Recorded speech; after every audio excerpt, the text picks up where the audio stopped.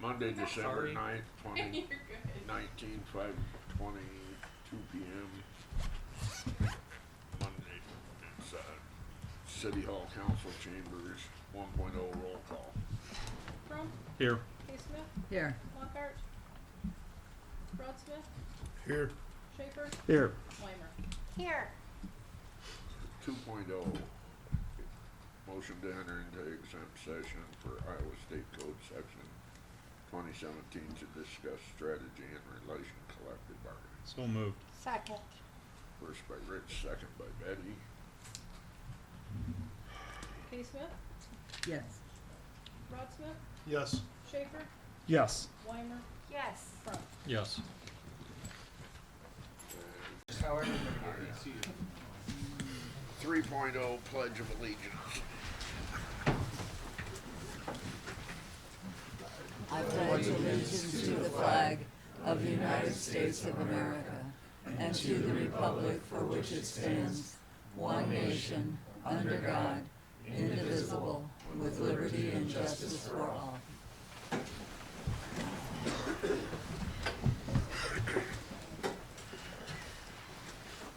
4.0 motion to approve the minutes from the following meeting, November 25th, 2019, regular council meeting. So moved.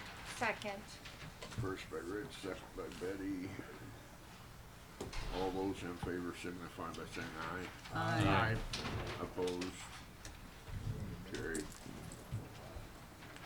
5.0 public hearings. 5.1 public hearing on the request filed by Weber Stone Company Incorporated to rezone property at 704 East First Street from 3R2 multifamily residential to C2 arterial commercial. Now open the public hearing. Have you heard from anybody on that? Or? I haven't received any comment. The Planning and Zoning Commission has recommended approval to the council, but anyone who's welcome to comment can do so. Move to close. First by Cody, Second. second by Rich to close the meeting. All those in favor signify by saying aye. Aye. Opposed? Carried. 5.2 public hearing on the request filed by William Burton to rezone property at 106 North Scott Street from 3R2 multifamily residential to C2 arterial commercial. And I'll open the public hearing.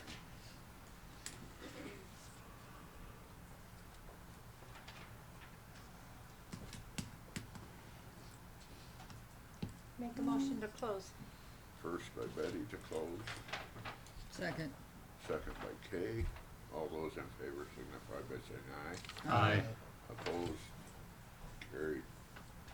6.0 proclamations, none. 7.0 old business, none. 8.0 new business. 8.1 first reading of ordinance rezoning property located at 704 East First Street in Anamosa, Iowa from multifamily residential 3R2 to arterial commercial. Move to approve. Second. First by Rich, second by Cody. Any discussion?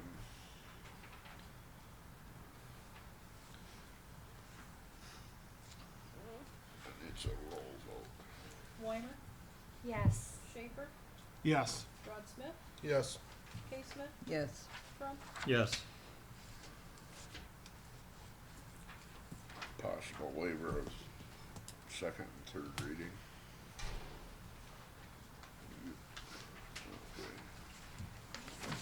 Okay. 8.2, first reading of ordinance rezoning property located at 106 North Scott Street, Anamosa, Iowa from multifamily residential 3R2 to arterial commercial. Move C2. to, move to approve. Second. First by Kay, second by Rich. I just have a question on this. The application or whatever is, or request for zoning app. This, a William Charles Burton, Mm-hmm. party in making the application, but that individual is not the property owner. Correct. Do we have anything from the Burdenau family, who is the owner, that they are acceptable with this rezone? And Yeah. It all makes sense, don't get me wrong. It's but- kind of confusing, but there's, in the packet, there's the first page of the request that's filled out by Mr. Burton, who is my understanding is planning to purchase the property, but the second page is signed by the current owner, proving that they also want the rezoning. So that is Mark Burdenau's signature? That's my understanding, yes. I wouldn't have guessed that. All right, that answers my question.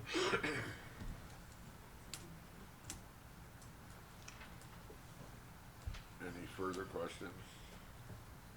If you want to say something, you can. Yeah. Okay, so, I have knowledge, if you do have questions.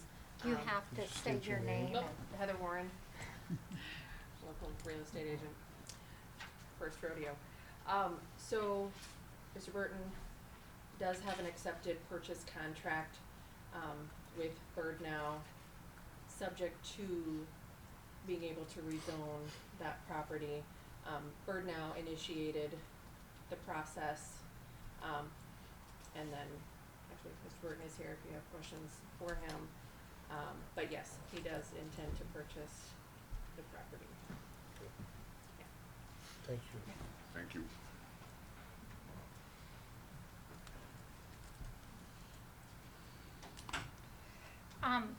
Heather, I have a question for you. Is there Please like, come, Would you please come step back up, please? Yeah. because this will determine if we need to waive the second and third reading, is there a deadline for the closing? Like, is there contingent on closing at a certain time or day or anything that the deal would fall apart if?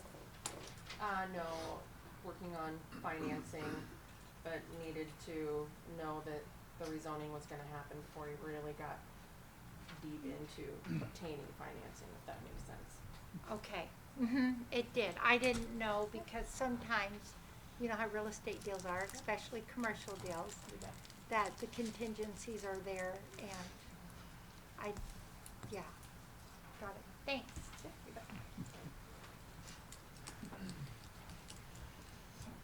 Two is a roll vote. Rod Smith, yes, Schaefer, Yes. Weimer, Yes. Crump, Yes. K. Smith, Yes. Possible waiver of second and third reading. 8.3 feasibility study of proposed new police station, including presentation by Shive Hattery Incorporated.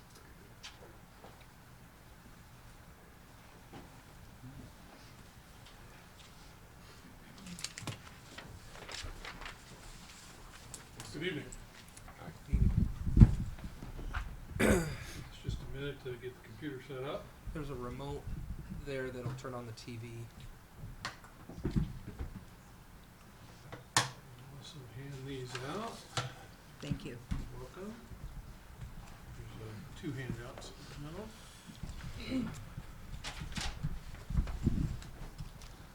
One of each. thank you.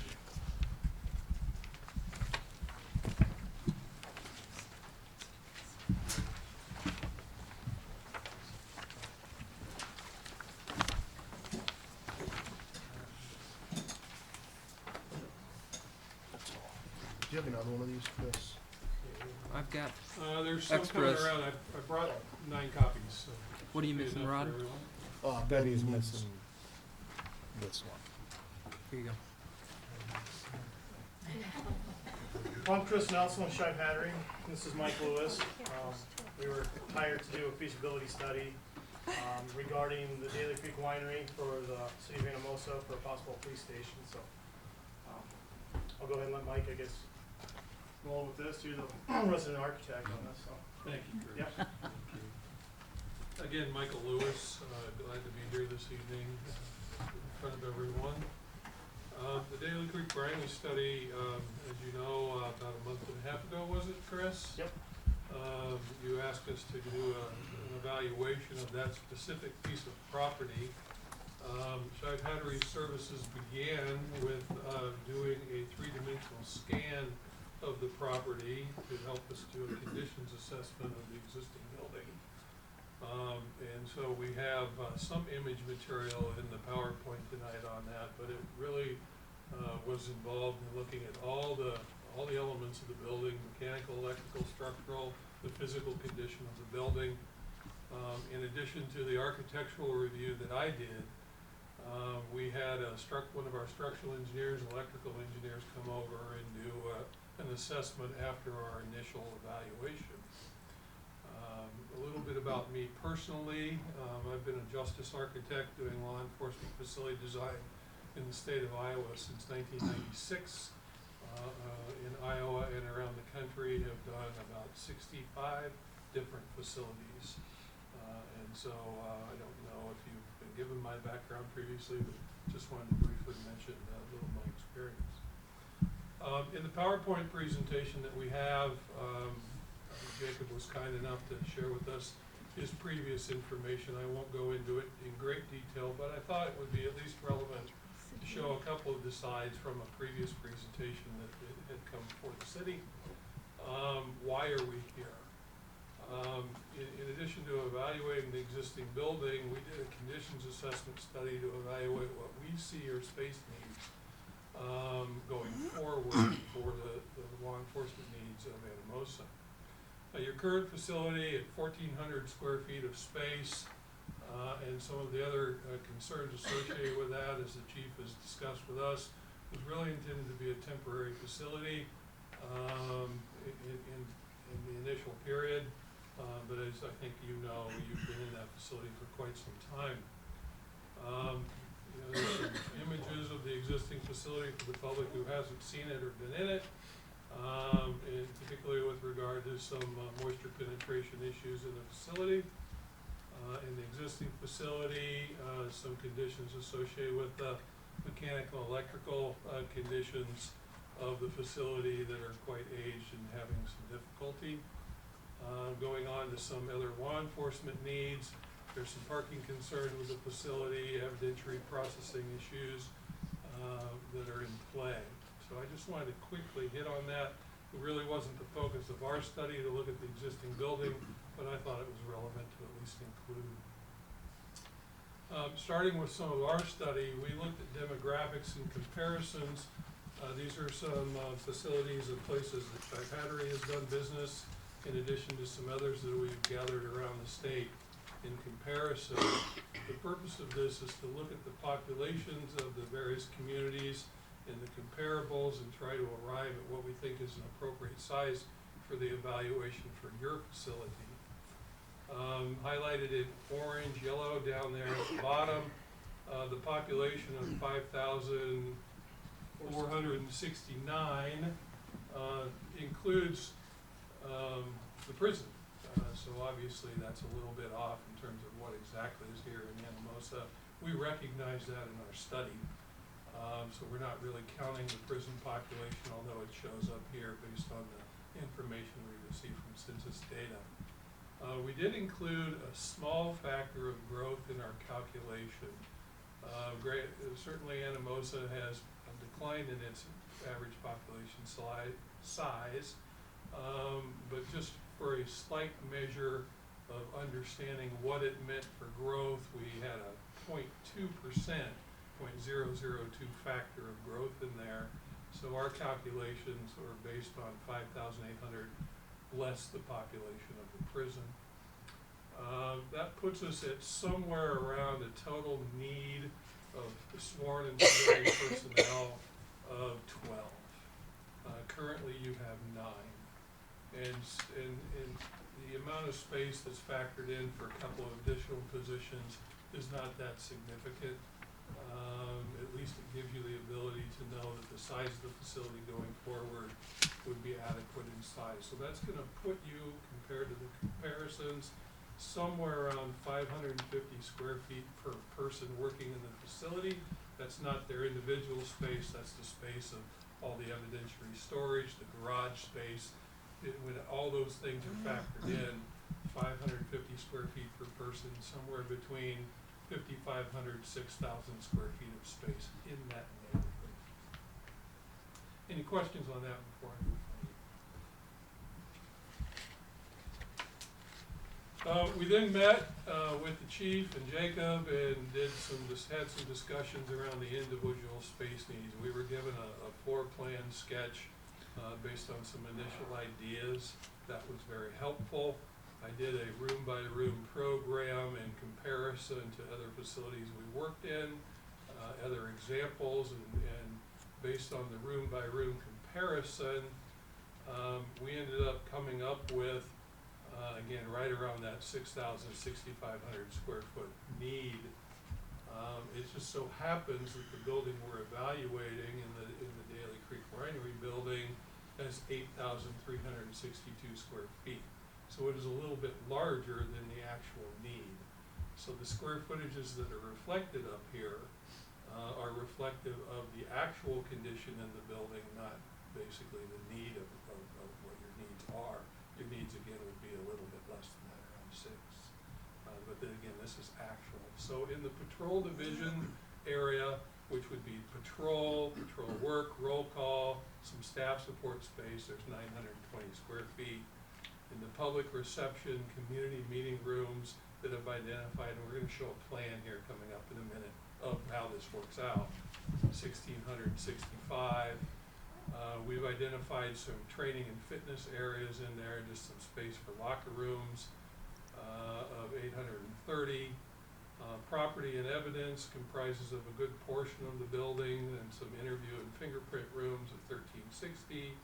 And then the administrative office space for the chief's office, some workroom areas and administrative assistant and future office of 1,380.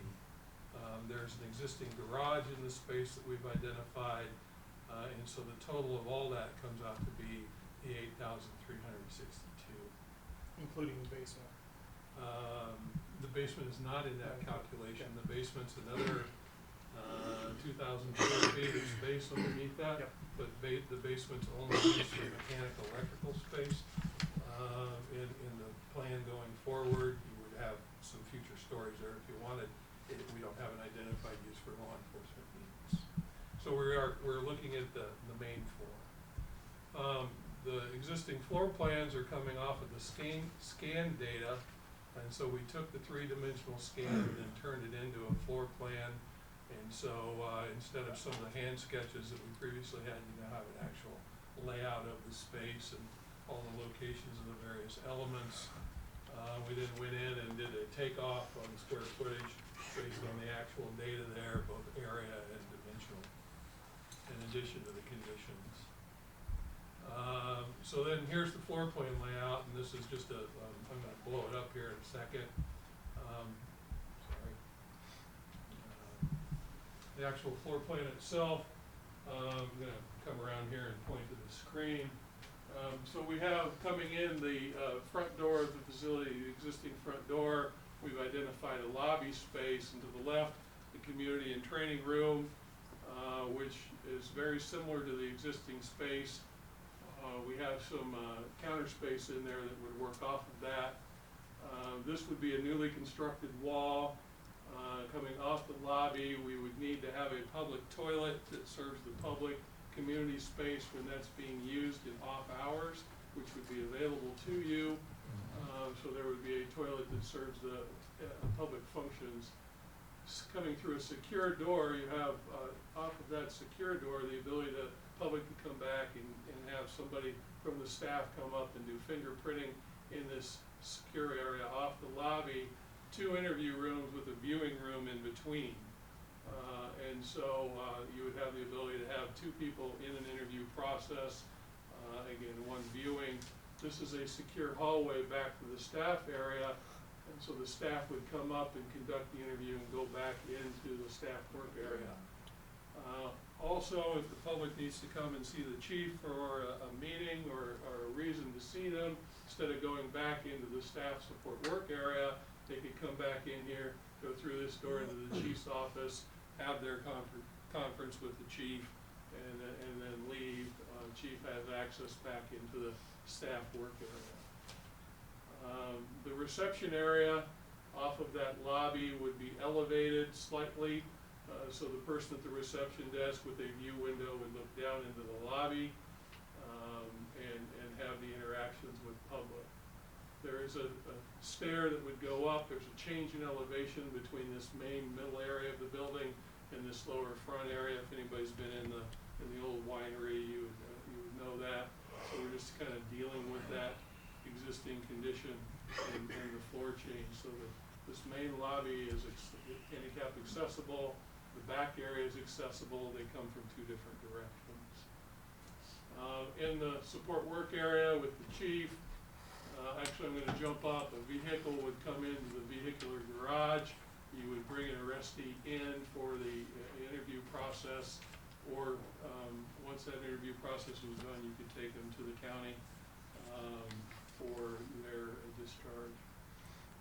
A break room for the staff in that area with a staff toilet, some secure file storage, squad area for report writing in the middle, the office, which is the future office and sergeant's area, and then going in this direction, more support space.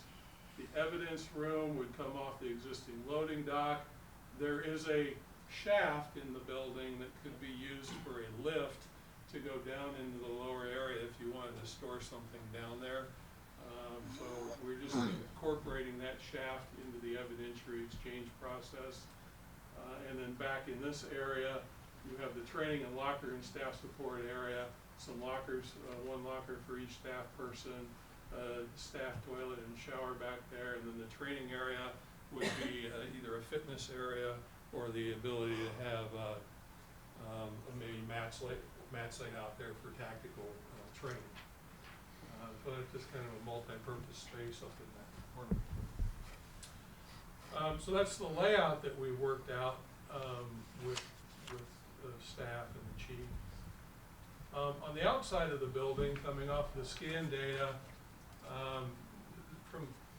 the building actually is in pretty decent shape from the standpoint of architectural and structural concerns.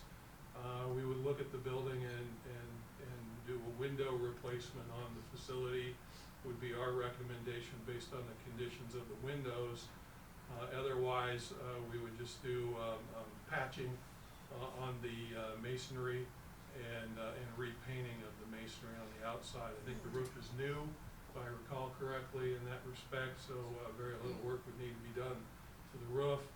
On the north elevation, the lower elevation, there's a little shelter on the side of the building that we would take off. There's actually an entrance there that's not needed, and we would tear that element off, and a couple of windows that end up falling in inappropriate places. A window to an interview room that's not needed.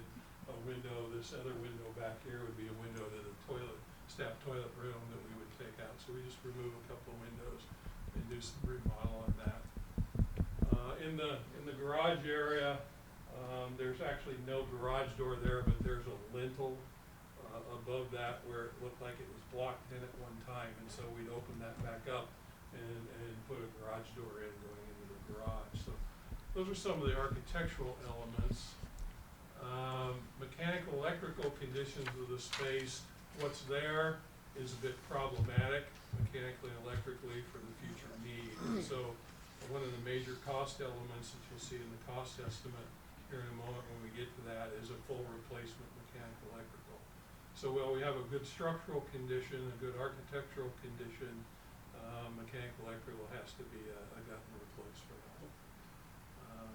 So it's unfortunate, but it is just how it compares, how the existing building compares to what is being proposed.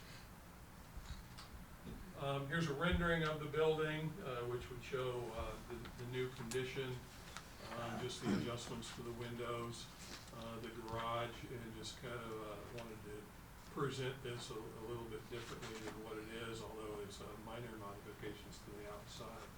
You can see in the front elevation too would be the east side by the bowling alley. That's where your ADA access would be, and there's a ramp.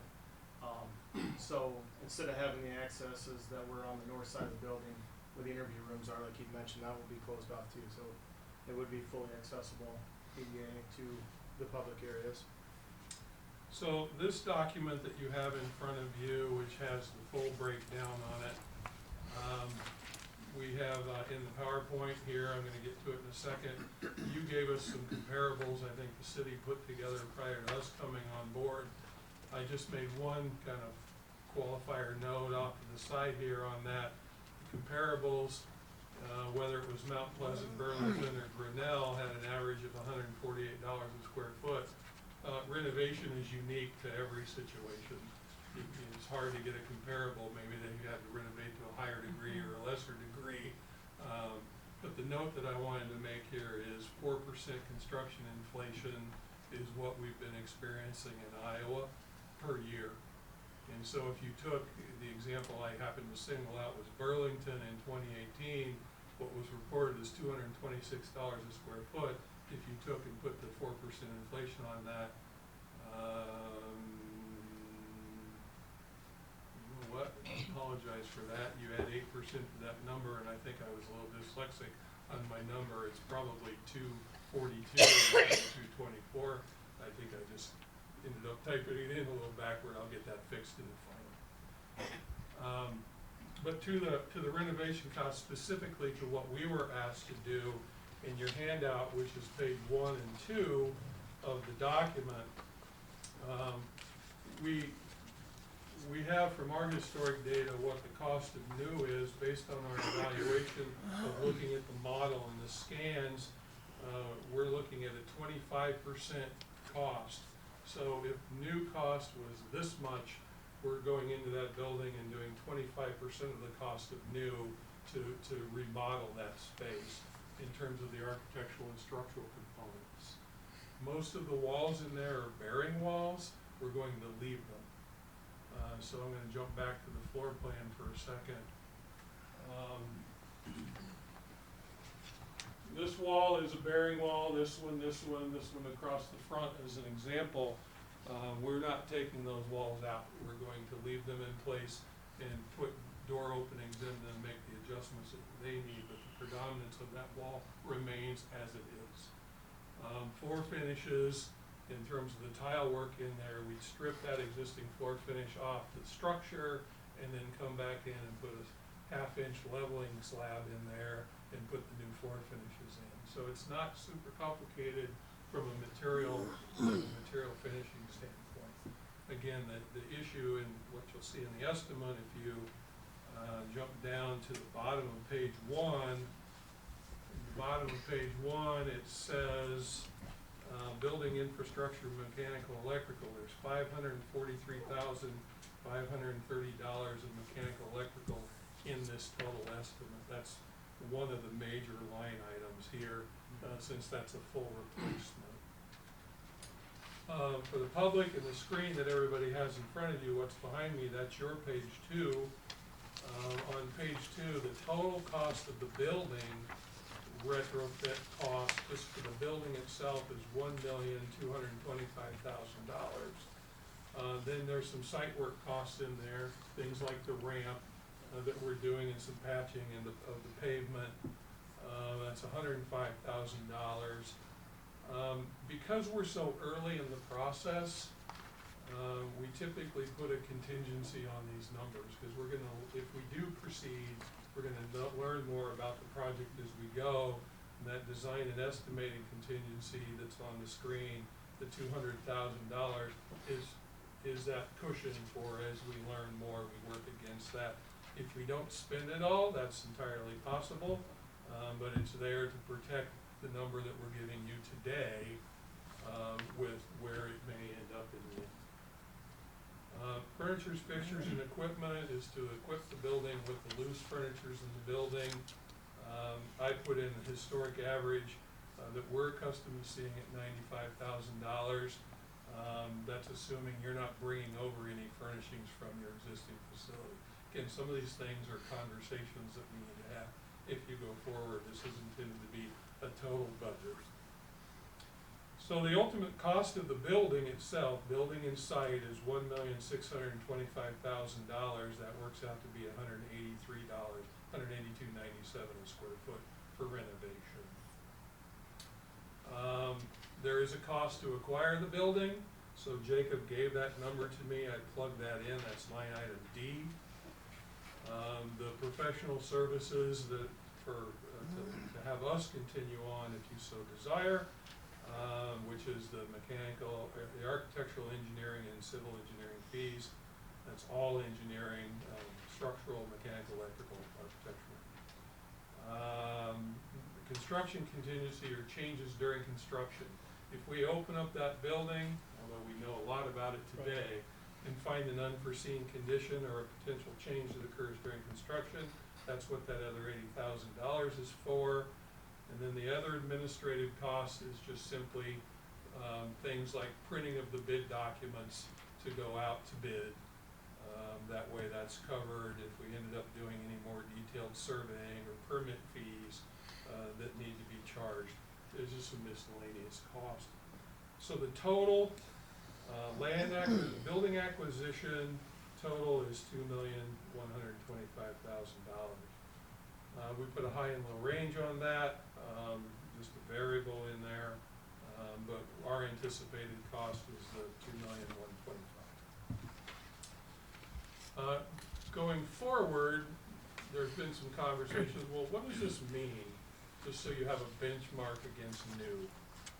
The city again had some data on new, and so you had the opportunity, information you had gathered on Pleasant Hill, Panora, and DeWitt. I took the DeWitt example at 316, 4% construction inflation for 4 years to get to 2020, puts that project at $384 a square foot.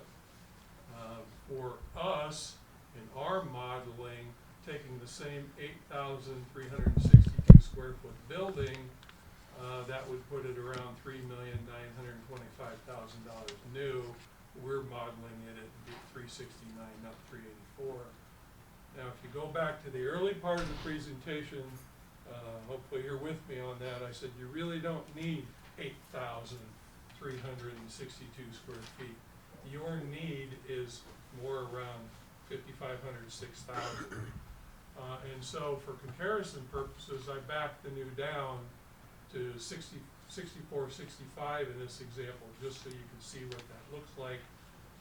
And then that number drops down to $250,000 total project.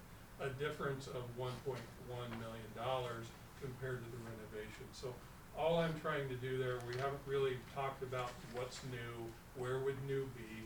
I just wanted to give the council a comparison of, is it a consideration looking at this renovation building that we studied versus new.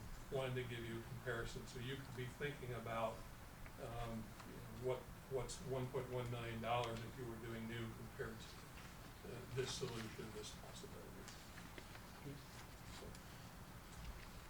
So that's the bulk of the overview presentation we wanted to give you. Our next steps is to take feedback from staff and council and prepare a final report. We wanted to get our preliminary findings in front of you today to get some feedback in community, if you'd like, feedback from everyone. And then if there are other options or things you would like us to evaluate, we're more than willing to do that. And then whatever that direction is going forward, if you'd like us to stay involved, we would get more involved in the next steps in the design process. So this is our initial finding. We thought it would be important and timely to get in front of the council and share with you what we've done to date. Any questions? I have a question. Yes. So, and I get that you added the furniture and the fixtures and the design and estimating contingency and all that. I get that that brings the numbers up. Mm-hmm. But just so I understand and there's clarification on the actual work to the building, for every $1,000 that would be spent on new construction, the renovation would be per square foot. The renovation would be $250 per square foot? Our average square footage cost for the renovation 25%? is $182 a square foot when you factor in everything, site and everything. Compared to a new solution that would be, right around 380. So there's about Yeah. $200 a square foot difference, square foot per square foot, $200 difference between that building versus. And new. Yeah. Oftentimes when I'm in front of councils and clients having this conversation, if I may, we look at about a 70 percentile. If renovation is 70% of new, my advice is go do new. Mhm. You're below 70%, Oh, we're below, significantly. yeah, Yeah, we're below 40%. right. And so I look at it from the perspective of, it seems like a decent investment to me Correct. from what I see. And the issue is it the location ultimately that you want? From a value standpoint, it's a good number. And then the other issue, I guess, simply is, are you comfortable with the total dollar amount that we're proposing today? Because I suspect that's a little bit higher than originally anticipated. Although I've just heard numbers in the past when we first were brought on board, the number was significantly lower than this, but Mhm. this hopefully is a little more real for what we believe it will be. Some of the challenges, he was talking about floor coverings, for those of you that have been through there, be west of like where you came into the old winery, where it was the raised elevation, all of those floors slope to floor drains. It's all brick, mortar, so you would have to either remove that, as Mike had stated, and then put that floor leveling in. I mean, those are some larger areas, so just so everybody, we're not just ripping tile out to rip tile out and throwing those costs in. I mean, that is the reasoning. Every room in there basically to the west has floor drains all the way through it. So obviously all the floors slope, and from an office standpoint, that's probably not very feasible, so. So we got a level. Yeah, we gotta level it out, so. And there are elevation changes to deal with in there too, but. It's a concrete floor structure, which is actually good. Yeah. Solid. Because they're very solid, it's concrete beams with block infill, reinforced block infill in between the beams. And so when you take those floor finishes off, you have a nice working surface to put the leveling slab on. So after you guys were able to get in there and look at it, compared to a new building and the way this one is built, is it above average for a building like this? Is it below average on construction techniques? Well, construction techniques are really pretty sound in the building. Unfortunately, the mechanical, electrical, as I mentioned, aren't salvageable. But the way it's constructed is decent. Compared to new, the awkward part is the floor elevation change. Because in the new building, you'd put everything on one level, Right. Slab on grade, one level, and this you've got to deal with it. That's the awkward part. But still to come in at that difference in new versus renovation, even with the awkward, that's pretty good. Along with the Yeah. fact you could put your load-bearing walls where you, for the most part, kind of how you would like them, and make your offices more flexible. I mean, like Mike mentioned, we're trying to keep with the existing structure as much as we can to keep structural costs down. But if you've been in the basement too, you can see the rows of columns of structural beams, and it falls, just like he had mentioned, I mean, it falls right down these two rows, I mean, through here, so there's not a whole lot you can do with, unless you wanna add a lot of cost in and steel. Some of the rooms are not ideal sizes for what we would like them to be, but they're close enough. And the chief has worked very hard with us to say, that room will work for the purposes we have identified. And so it really isn't a huge concern. If we were doing new, I'd size the rooms a little bit differently, but we've been able to make it work. And just for clarification, even though we're saying that we can make the size of the rooms work, we're still taking into accountability that it will house up to 12 officers, right? That we're including advanced, like for growth. Yeah, like the one Mhm. office is a future office, and you could get 2 people into that space if you wanted, and the squad area there's the ability to get another person there. So we've accommodated Perfect. the layout. Again, for 12 people, you need around 6,000 square feet. This building on the one floor, even though there's the elevation change, has 8,300. So you'll have enough room for the number of people we anticipate going in there. Did you feel that the basement was pretty structurally sound and, I mean, that it would work for storage? Oh, yes. It's not like The- an old wet basement or? The issue with the basement is there's only one means of egress in and out with the one stair. And so you have to use it for storage space and mechanical electrical support space. If you were occupying it with another administrative function, you'd need two ways in and out. And so it kind of limits it just to storage. But it will work fine. I think there's a second set of steps, that's what's in that addition that you're taking But it's off on the not side. ADA. I mean, you'd have to put an elevator or something. Right, Correct. for a second egress. I appreciate that. Yeah. Unfortunately, they don't comply, so, Yeah. so we'd have to create a proper second set of steps, maybe is a better way for me to say it than the way I did before, but thank you for that.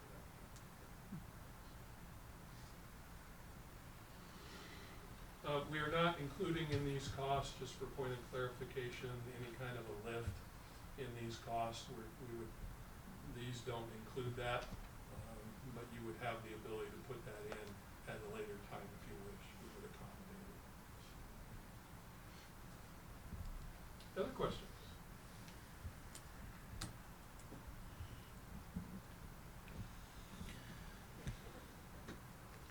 You wanna open it to the public? We'll open it up to the public now if they want. Okay. Question?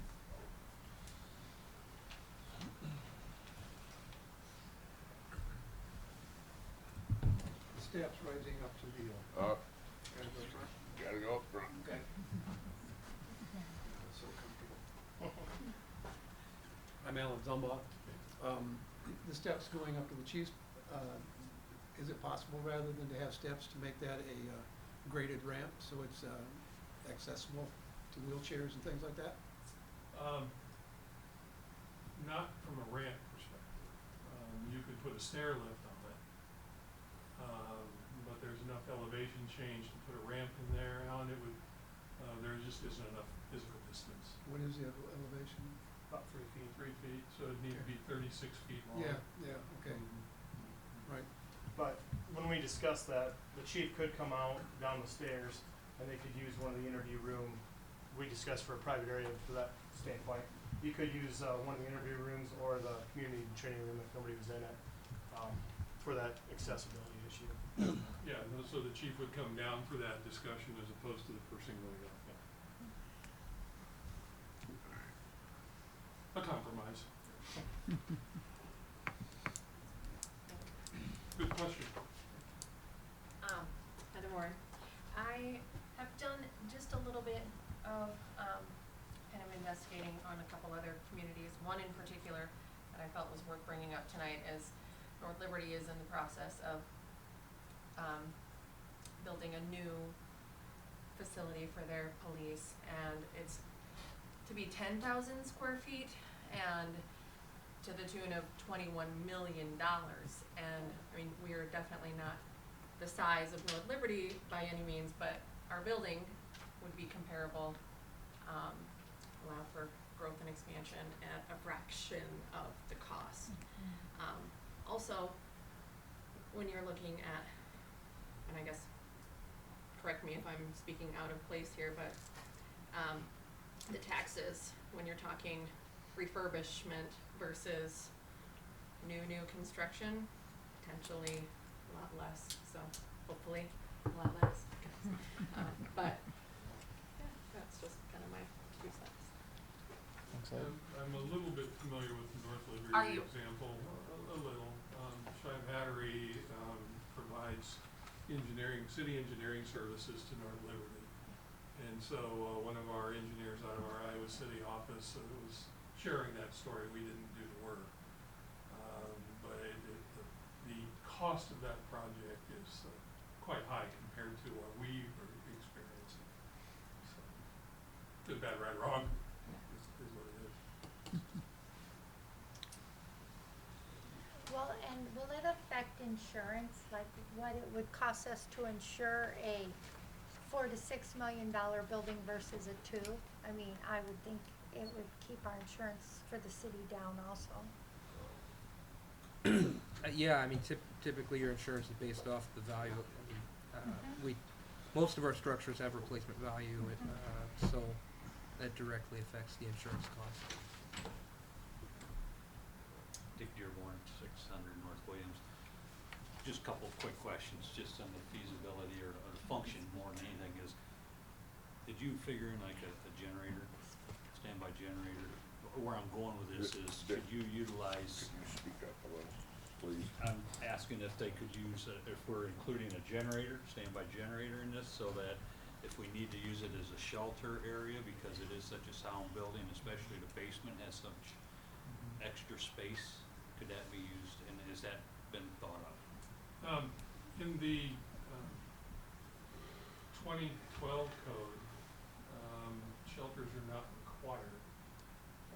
In law enforcement facilities, when you get to the 2015 or 2018 building code, law enforcement facilities do require a shelter. And so we had a conversation with the city about which code we thought this building would fall under. But that's part of the answer, and I'm getting the, long story short, we did not include a generator in the project, because the basement's not occupied. Again, you have to have that second means of egress. Well, I was just thinking in terms, I think it would be an added benefit. I don't know the codes or anything, I just think as you got the space, you got a structural building, you're in Tornado Alley, you know, all that kind of stuff. It just seems to make sense. We have it at the middle school, you know, you just start thinking about that with public space. I appreciate that, and it's a great comment. So if we did do that, we put a generator on the project and share the cost of what that would mean compared to what we have, and then the second stairway, we'd work back into the project off that basement just so it could be properly done. So that's just As a follow-up to Dick's question, would it be possible to look at possibly a FEMA or Homeland Security grant for something along that line? that is possible. And that could offset Some of the costs. Angela Wenkoff. In regard to your question about the insurance, you would insure it for replacement costs, so it doesn't matter if you put a $2 million renovation into it, it's still gonna be a $4 million building. I knew So- that. I ask questions sometimes Yep. for the public, not me. Yep, so, but the answer you received was incorrect. And I don't provide insurance, so I didn't want to be the one to answer it, but thank you. Yeah, yeah. Usually when the public asks me questions or has concerns, I usually ask it from this chair for the camera purpose. So people can watch the video and get their answers. Appreciate it. Other thoughts tonight?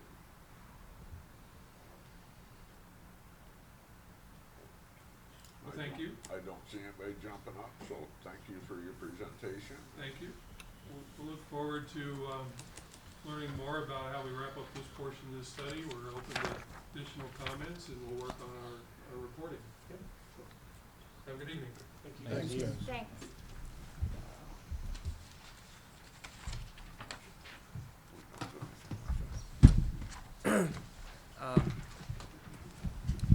I thought I would like to discuss the next steps in this project. Where you guys want to go based on what you just heard. We haven't purchased the building. We have a purchase contract, but we haven't closed on that. The biggest question mark is, I think, the financing. Assuming this is still a direction that the council would like to go.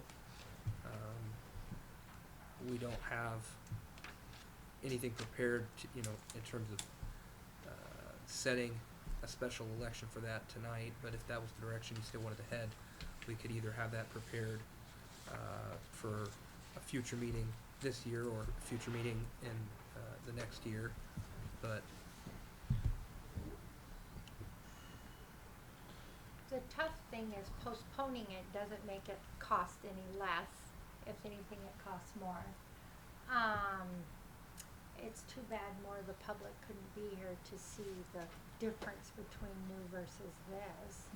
I'd hate to see the city put themselves out there for the expense of new, and then a couple years from now, I mean, let's say we max out on our reserve and what legally we can have, and something happens and we need to replace the swimming pool, well, we've maxed out because we went new.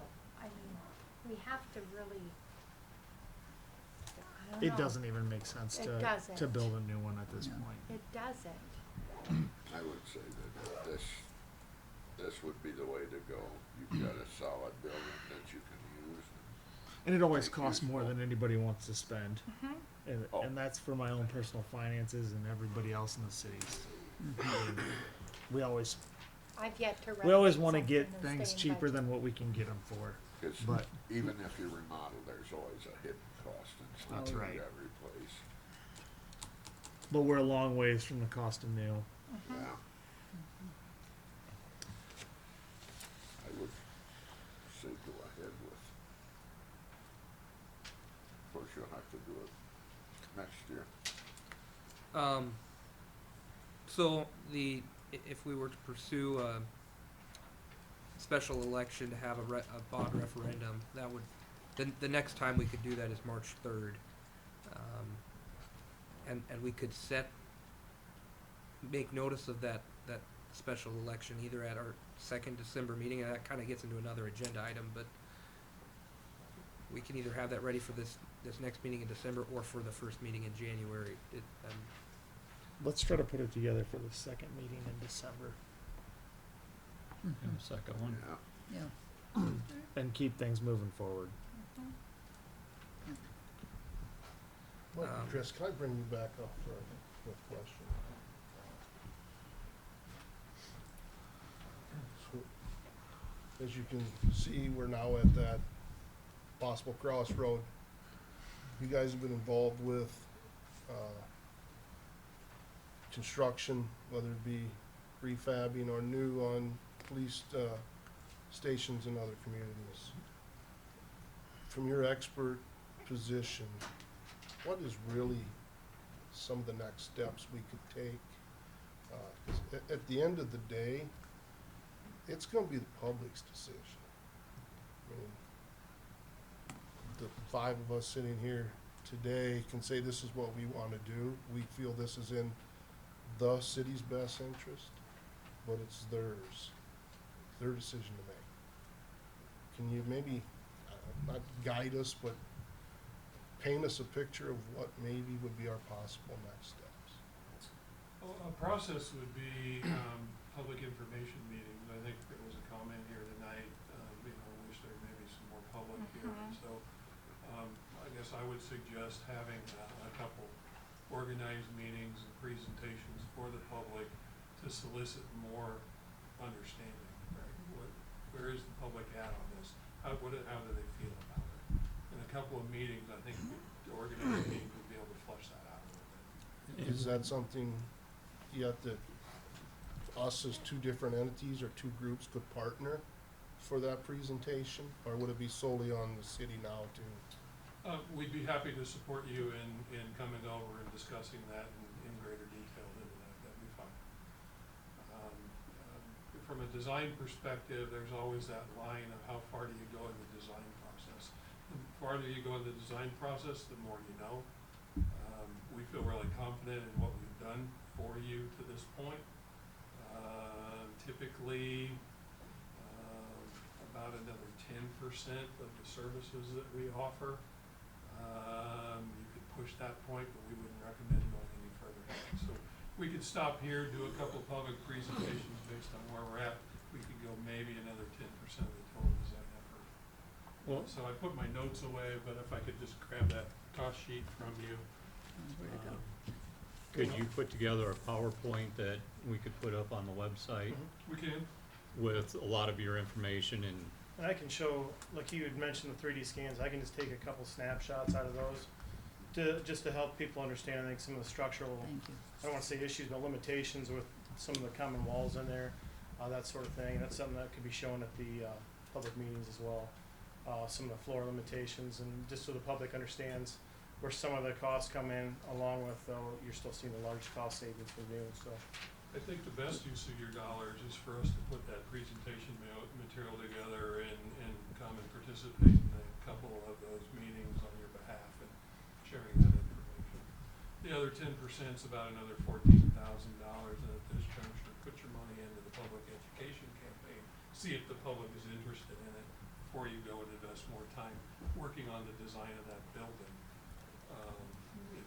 That can come after the first step I I described. would agree, that's kind of where my thoughts were. I guess was looking for some reassurance I was on the right path there. Sure. And then there's and I don't know, Jacob, what the cutoff date is for when the ballot language needs to be prepared for March.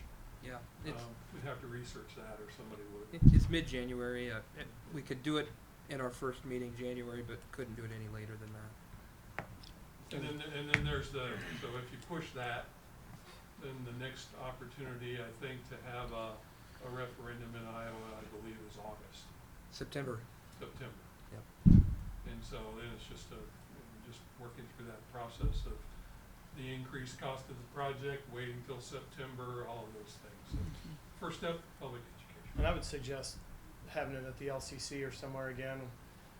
My only concern with throwing it out on the website is there's nobody there to answer questions, so you get a lot more opinions again. Where if we kind of roll it out at the LCC and they can ask us questions and we can give them, answers back, hopefully. Factual. And factual.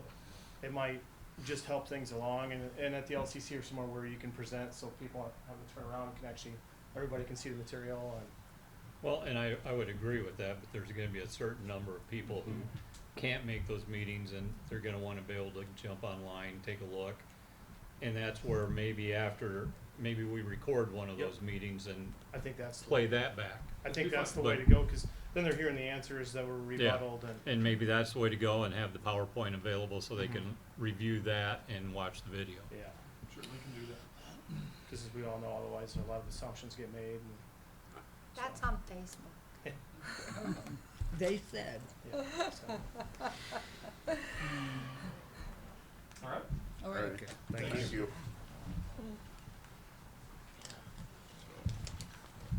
Mike Dearborn, 405 North Division. I guess my only question is, if you go ahead with this to vote on, to commit to a bond issue, at what point are you gonna agree to a price on an amount? I mean, are you comfortable, or are you comfortable with the 2.125? Is that a good enough figure to go ahead with that bond issue? Is that what we're going with here? The amount would have to be established when we set the public referendum, and that the amount would be in the language there. I don't know if we'd use the 2.125 or if we'd use that high number just to make sure that we have cushion. We'd rely on the architects to kind of guide us there, but Refresh my memory, what's the high number? there was a range. 2.2. And so you have to know that by the January deadline? We would have to know Or that whenever we between- set the election. So if we did it in December, we would set that amount at that meeting. At that meeting, okay. That's all I. And that would just serve again as the high number. We could still come in below that on the project. We'd always try to do it as conservative as we can, but we want to make sure we got enough to work with in case we do hit stuff we don't expect. So based on the scope and understanding that we've established to date, we're comfortable with the numbers that we've given you. Taking the high number would just give you a little extra cushion in there, which makes sense. A lot of clients do that. Just a comment about tonight's discussion and some of the feedback, I think you will want to consider whether or not, how you want to use that basement in this building, whether or not you want to utilize that as occupied space, a shelter or not. Those are all things I mentioned tonight that we, didn't include a generator or a second stair. So if those are things that you want to do, we'd adjust the number. If those are, if it stays like it is, then fine as well. So, just want to be respectful of some of the feedback we started to hear. Thank you. Angela Lenkoff. So when this Daly Creek was first proposed, it came with a price tag of $700,000. And now after tonight's hearing, we're at 3 times that. So what can we expect for the fire station addition? Is that gonna come in at 3 times the So, 700,000? Cause if we're starting to look at almost over 4 million combined, why aren't we considering using the property where the fire station is currently located for a combined facility?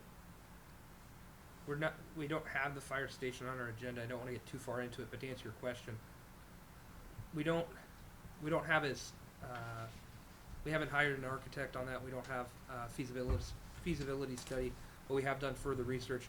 We're comfortable that will still be well below the 700,000. We never expected it to be 700,000. Again, we were using that as a very high number to give us room, so that addition will be is still expected to be well below the 700,000. But you expected the police station to be 700,000. I understand they're two very different projects. But my question is, why aren't we considering a combined facility? It's becoming very popular across Well, Iowa, the across discussions we've United had States. with our architects and internally just talking about needs, there's lots of reasons why we're not considering that. One, the amount of shared space that is perceived to be there is not as much as you would think. And second, just the facility needs of the fire department are very different than the needs for the police.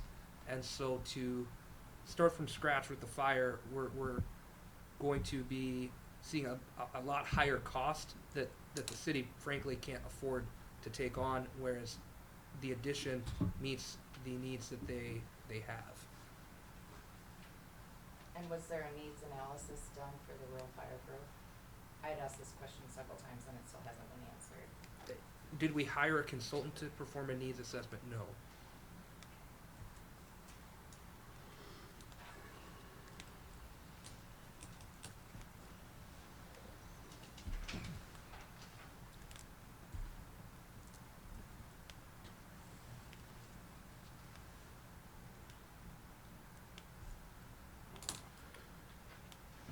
So at our next meeting, or the first meeting in January, we'll be setting the language for the bond.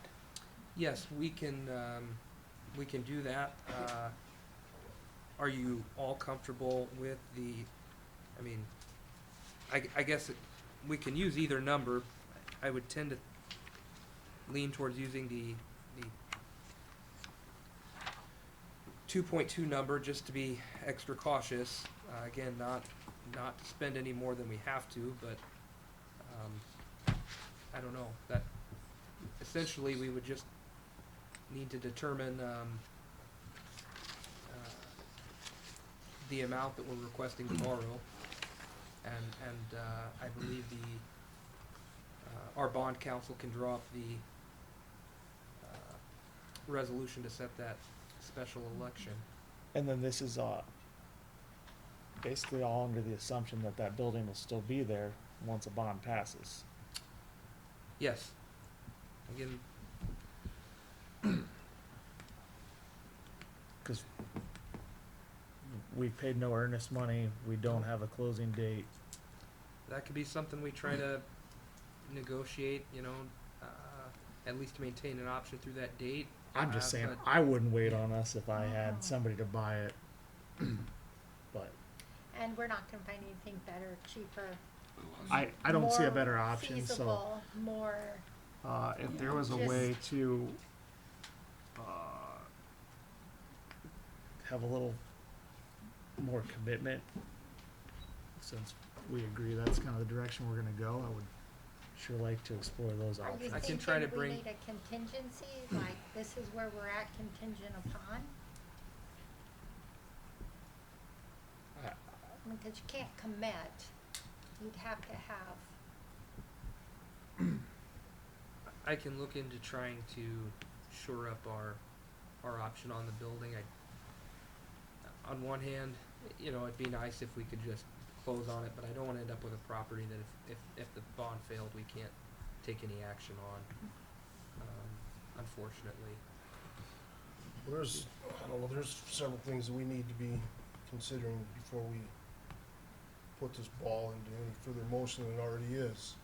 One being just as you touched on, if, this does not pass before the voters, I don't want the community, in a sense, strapped with a building that they now have to peddle on the market.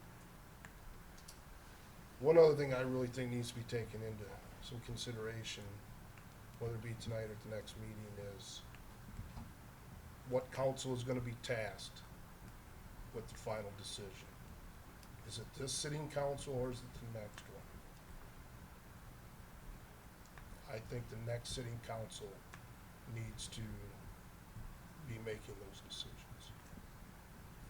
Nothing against my current peers here, but I wouldn't wanna be passing that burden off on to the next group. is there a way to get with them and get them up to speed? Because if they have to make a decision on their very, very, very first meeting, Well, I mean, if ultimately we're it goes putting the to current vote. building owner in an unfavorable position to ask us to stand on the sidelines and wait. Mhm. But there's a lot that needs to be shored up, and I'm sorry, March is too soon, because the next council tasked isn't even sitting at the positions. I'm sorry, I think we're about to venture into a part of business decision-making that's not very good. Well, And but- it's nothing, hold on, Well, it's nothing against the building. The building is good, sound, and will fit the needs of the community.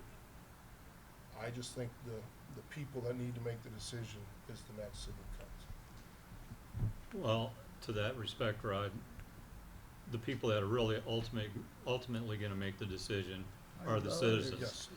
I mean, that's gonna be the ultimate decision maker. The other part is, in looking at it, is 3 months or 2.5 months enough time to educate? That's gonna be the bigger portion of this. Another portion of this is, and guys, you might be able to answer this. When you've put out your request for proposals or request for bids, have they been coming in as close to your estimates? Are they above, below? I mean, you say you're good with these numbers, but in 2 months, do you still feel comfortable? If we go to September, do you feel comfortable? I mean, what are you seeing in the industry? Because that's also gonna be a factor. These estimates that we provided you are predicated on a spring bid. And so if it's March, it's still a spring, it's all based on that spring bid, around that March understanding. If you end up going another 6 months, or a year for that matter, look at that 4% number that we gave you and you can just extrapolate that. So if 6 months is 2% more, a full year longer is another 4% more. And so these are based on the understanding we have right now going out in early 2020. Provided no disasters that increase building costs. And there's a Yeah. lot of unknowns that can happen in 6 months. Yes, in Yeah, 6 months. yeah.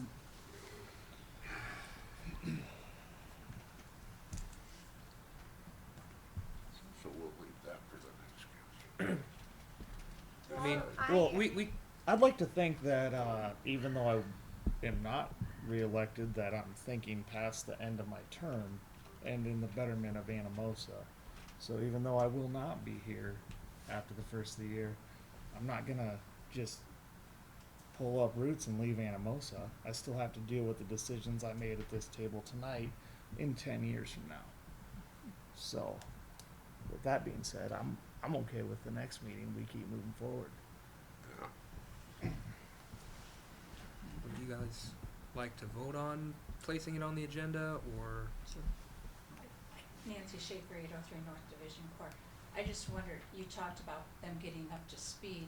I've been seeing them at the council meeting, and the stuff that you had in front of you, is that stuff that cannot be shared with them? Or is it all confidential? I mean, there may be some as far as, you And- know, but as far as being educated about it enough to Right. be moving forward, And what I I think meant, they are.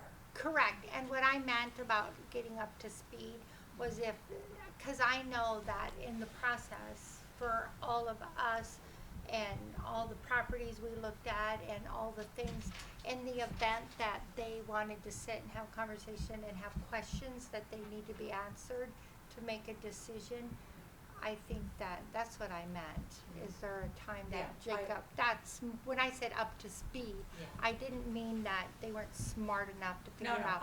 I meant was, there were I was questions. answering, or asking the question more on what Rod had asked, I Oh, guess. cause So, I'm the one that um, said up to speed. And the other thing is, I appreciate you saying that, the bonding, and worrying about the bonding, and going with this because of the bonding, because, yes, we do need a new pool, so. Well, as long as we yeah. don't max out, we can move forward, I guess. Right, so, and I have confidence that these two Everybody. here that are elected have been taking the time to come to meetings and asking questions of other council people, so, and of the city administrator. So I am confident that they are being up to speed on things and taking an interest before they even take that oath. Need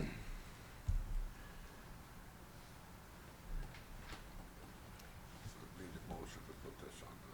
So moved. Second. First by Kay, second by Cody to put this on the next meeting.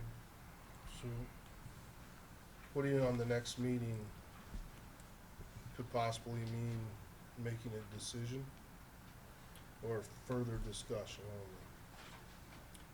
only. I'm understanding it to mean that we would have the option to set the special election. Not that we would have to, just have the option.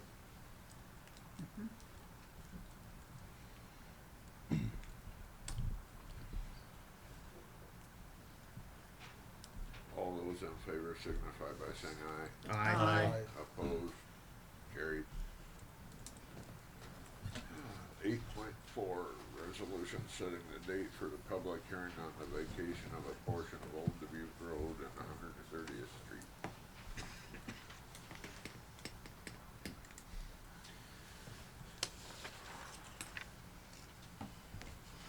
So are we having a public hearing with the county?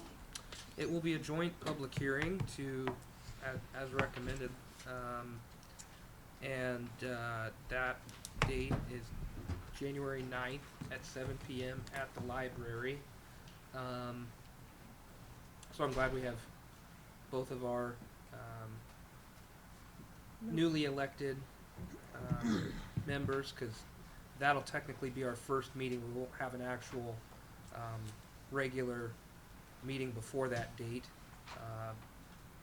but that and we haven't created an agenda for that, but I anticipate it'll just be the public hearing, and I don't anticipate decisions to be made at that meeting, but at consecutive regular meetings. So that's January January. 9th at 7 at the library.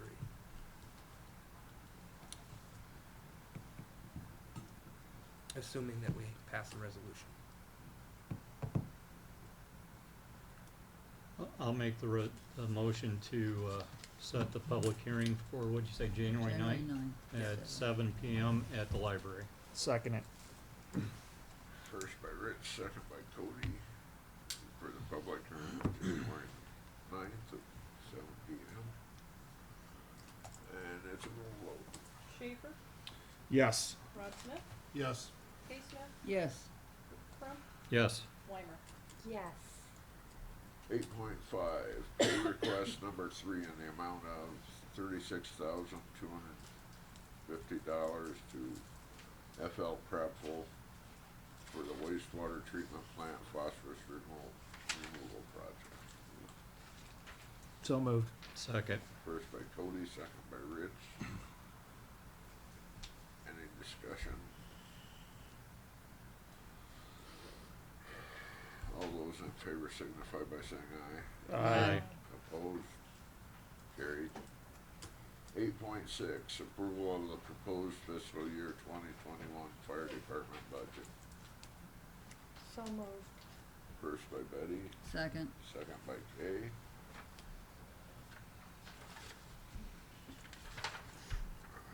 All those in favor signify by saying aye.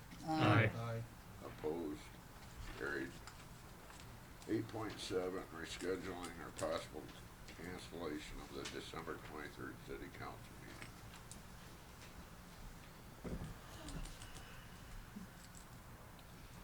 So we discussed having another meeting, but I think we discussed that the 23rd won't work. What dates? I think we talked about possibly the 19th. Are there other dates that you guys want to look at to reset that?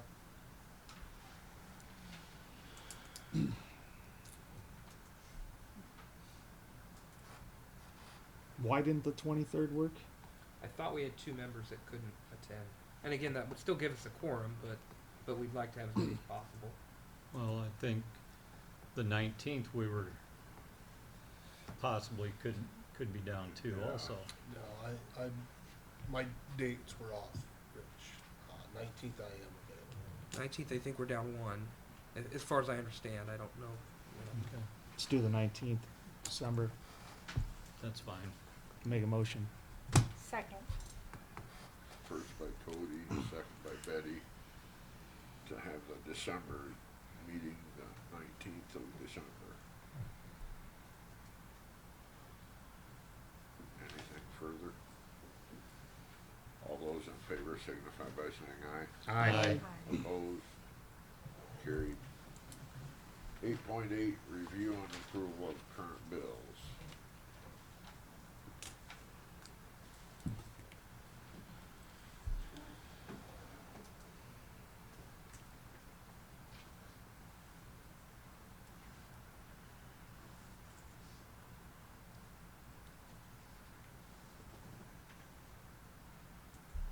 The valve replacement, so item number 64441. Is that the valve that, let's see, was basically broke apart during some of the excavating, or? Yeah, it's there. It's there just off of that. There's a small portion of street off of Caitlin that would compose the new connection to Chamber Drive, and when they were installing the water for that new subdivision, they discovered the valve, which was not functional, and so that was replaced. That occurred October? I'm not sure. That sounds about right. Okay, well, that time frame or lapse, whatever you wanna say, is, from October to now, just made me question if it was a second valve that had to be replaced somewhere else.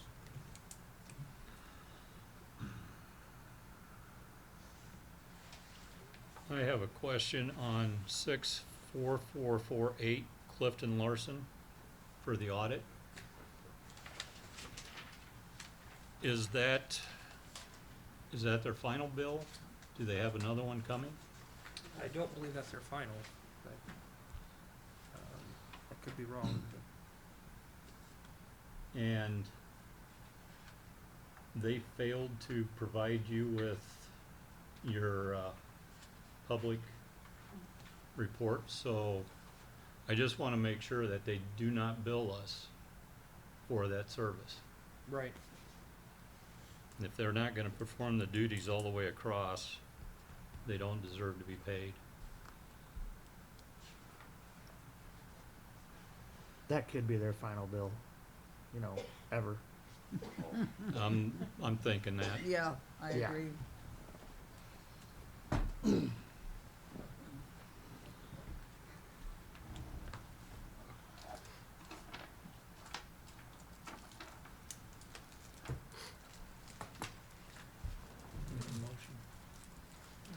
I move to approve the bills. Second. First by Rich, second by Cody to approve the bills. All those in favor signify by saying aye. Aye. Opposed? Carried. 9.0 City Administrators Report. I don't have anything to report this meeting. Can I ask you a question? Absolutely.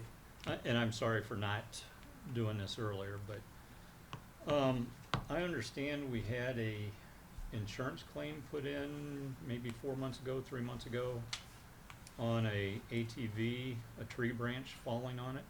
Does that ring a bell? Yes. Where are we at in that? It's been submitted to the insurance and I have not heard back. We'll have to follow up. Well, in 4 months, we should have heard something. But the other question I have is, if that tree's on our property and it dropped a branch onto, regardless if it hit anything or not, have we looked at that tree to see if we need to take it down?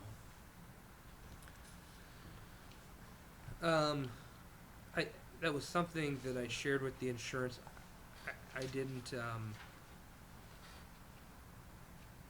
I have not went out to the site on my own, but from what I was looking at online, with the GIS, I wasn't 100% sure that the tree in question was on city property.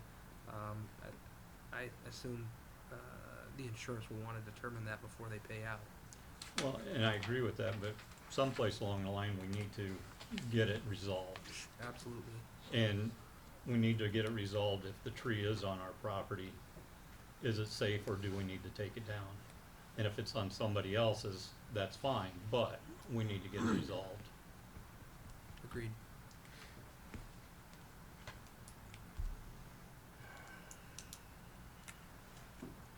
Alright. 10.0 Mayor and Council reports on boards and commissions.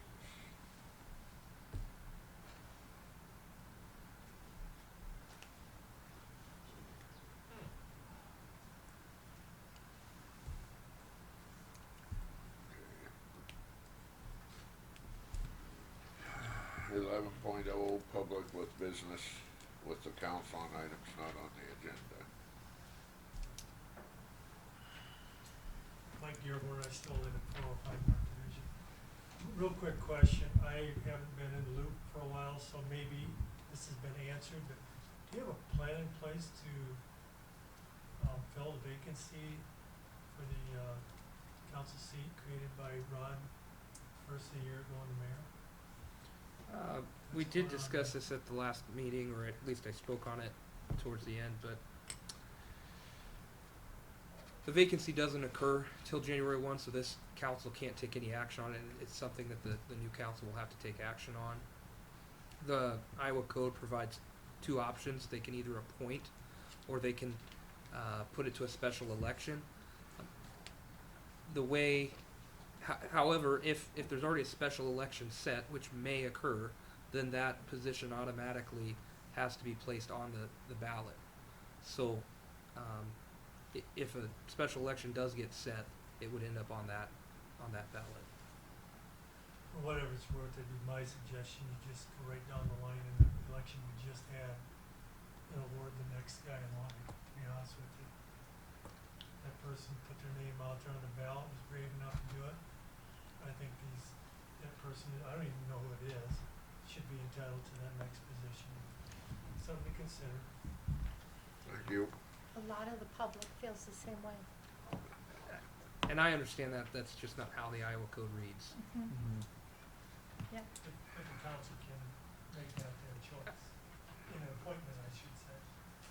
Right, but again, if they set a special election, even if they appointed in January, the vacancy would still have to be placed in March.